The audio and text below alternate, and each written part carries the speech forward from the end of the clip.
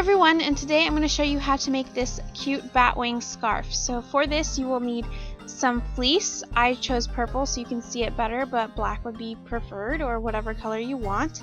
A pair of scissors, some tape, a tape measure, and the template, which will be provided down below, plus an extra sheet of paper. And of course, a sewing machine. So to get started, first you'll have to print the design, and I'm showing you how to do it in Word. You want to move all the margins over so that there's none, and then make the picture as big as you possibly can, and then print it.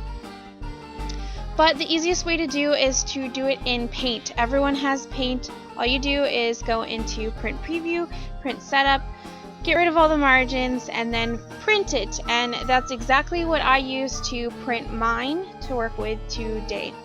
Next, you'll have to measure around your neck to see how long you actually want the scarf to be. Once you've got that measurement, mine was 27, you want to divide it by 2. So now to our template, the part with the dotted line is where you add the extra paper, and the dark line is the seam allowance line, so that's where you want to start cutting. The rest of the gray lines are sew lines, which I will show you later. So you just want to cut it out and then tape on your extra paper and make it to the length of your number divided by 2. So mine was 13.5, so I need a little extra than the sheet of paper.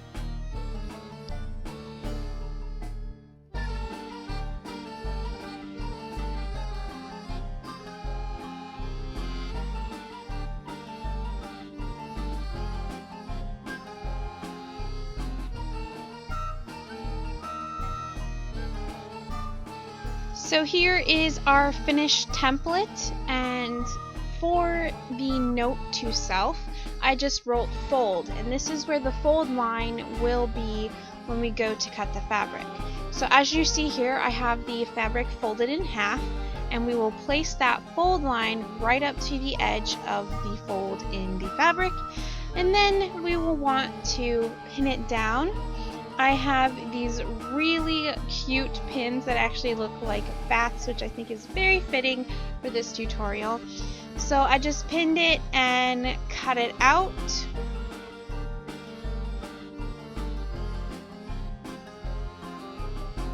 You want to be very careful cutting around the edges of the wing because you don't want to cut off too much, so make sure you cut outside of the template and not in it. This is what the finished scarf will look like, and you'll need to cut 2 of those.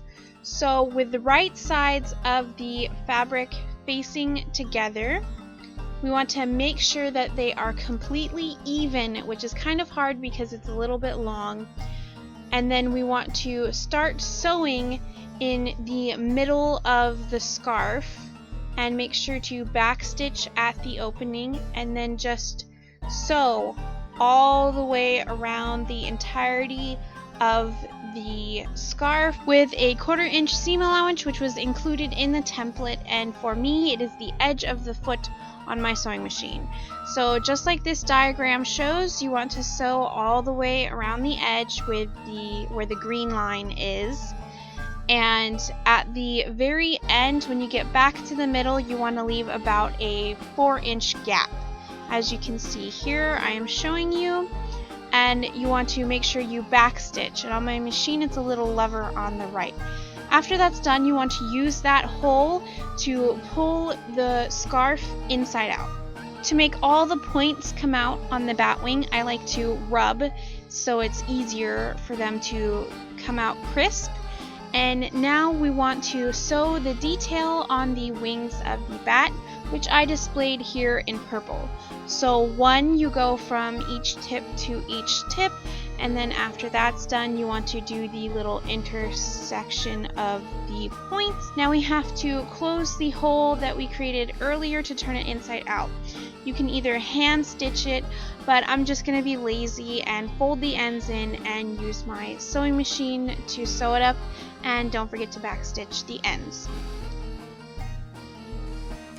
Here's what it looks like done. The bat wings look like this, and they're so super cute.